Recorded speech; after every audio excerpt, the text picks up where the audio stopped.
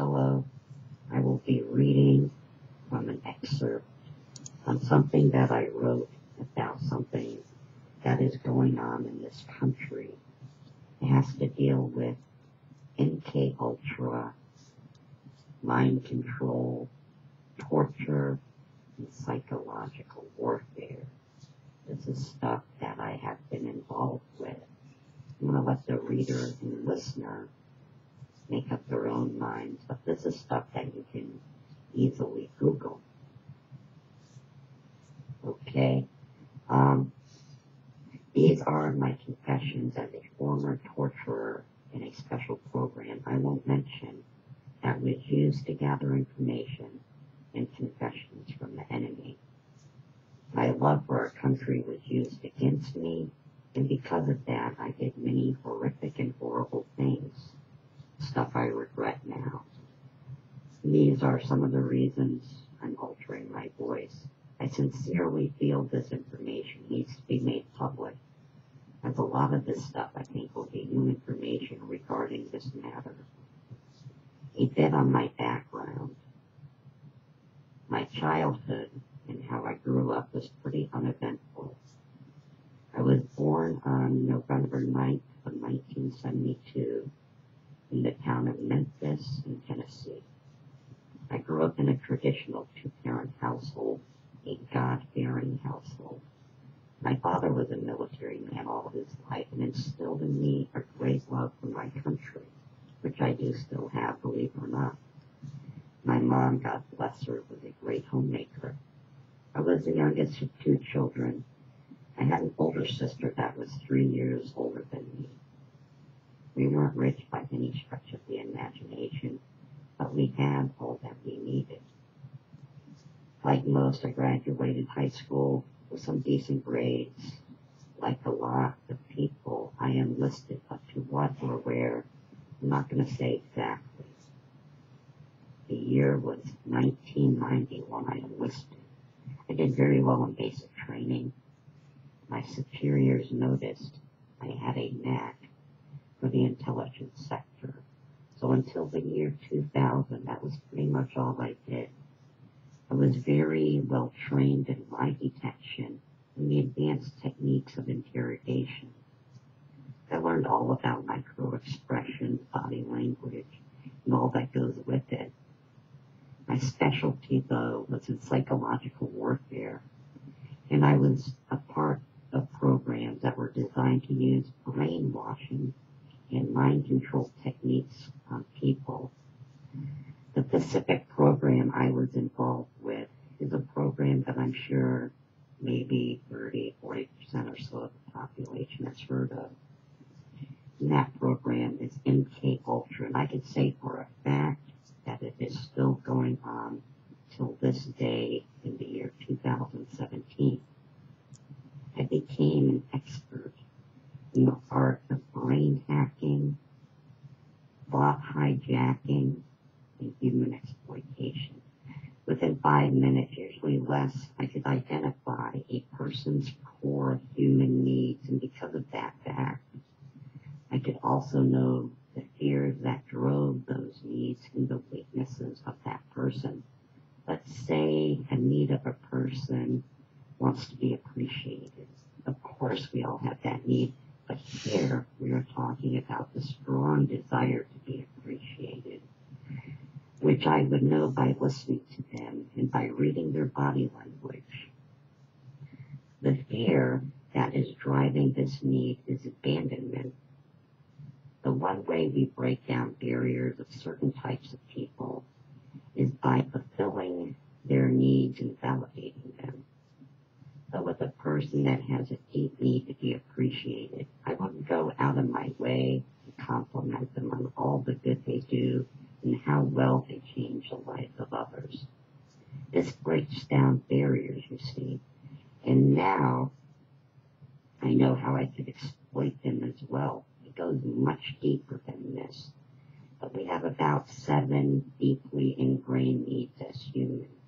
But again, we're talking about the extremes of those needs. Once you know the deep needs of someone, by default, you also know their fears and weaknesses. Some people have a deep need for pity. These are the type of people that will tell you their long list of woes, their troubles, and so on that they've had. Often when another person is talking about something negative that has happened to them, these people will chime in with how much worse they had it. Or if they reply in a conversation, they will bring up a similar instance. They often wait also for people to ask how they are doing. The fear of these types of people for social ridicule.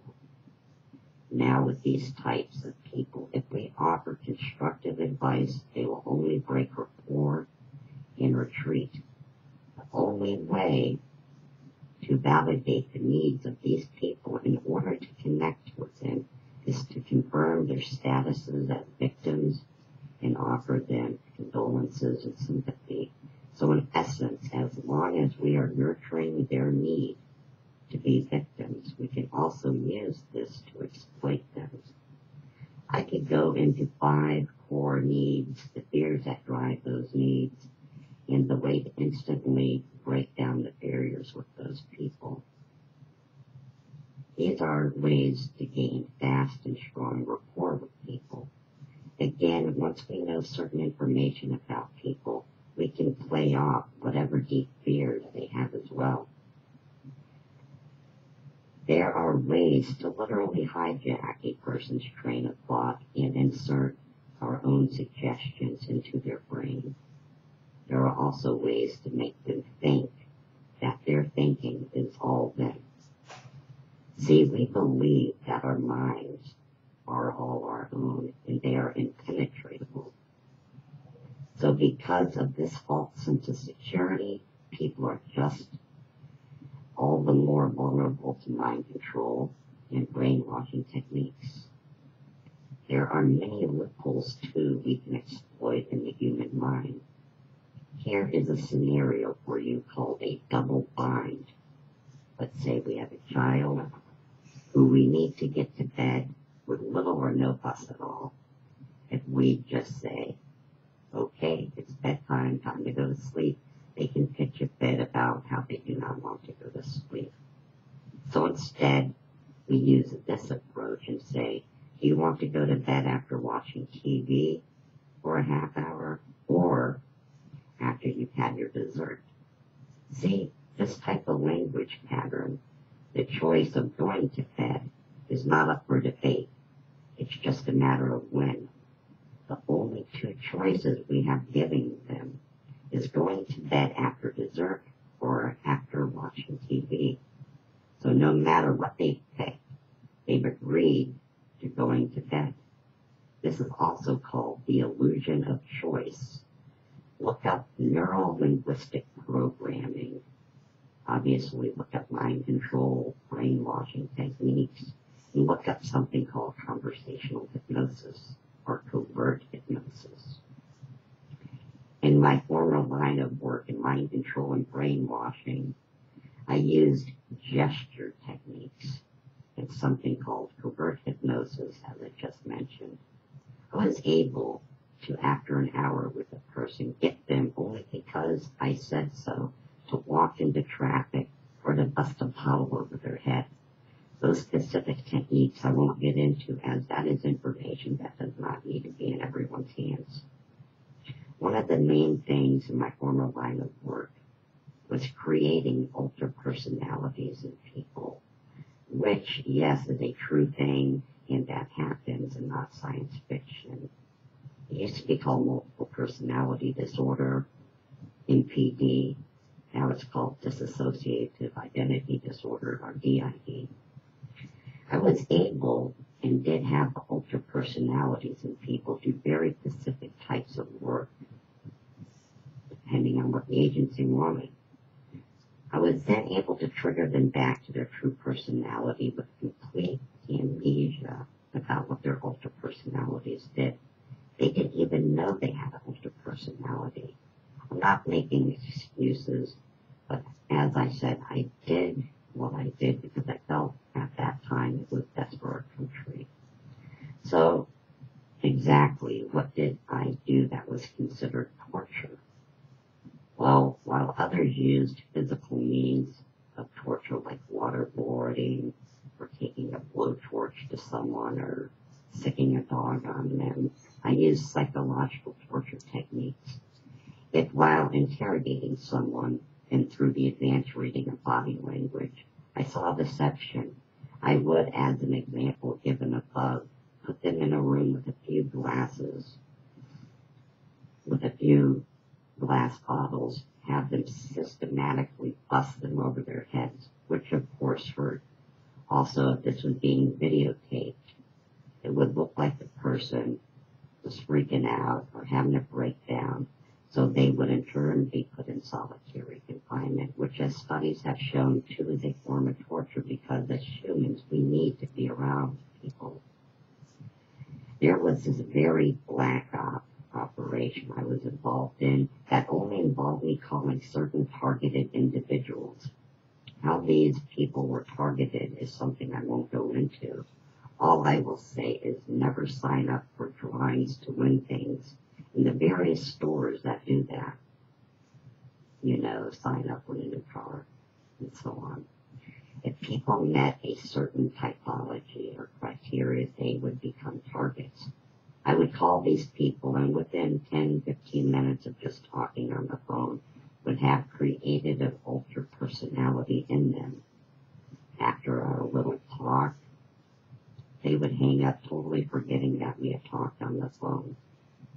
Any time in the future these people were needed to carry out certain tasks, all I had to do was call them, and for only 1 minute at the very most would have triggered their alter to emerge and to carry out whatever task it was that we felt needed to be done. We would of course have someone in the field that knew the cue word that after completing the task would use their true personality would come back, never knowing anything that had happened.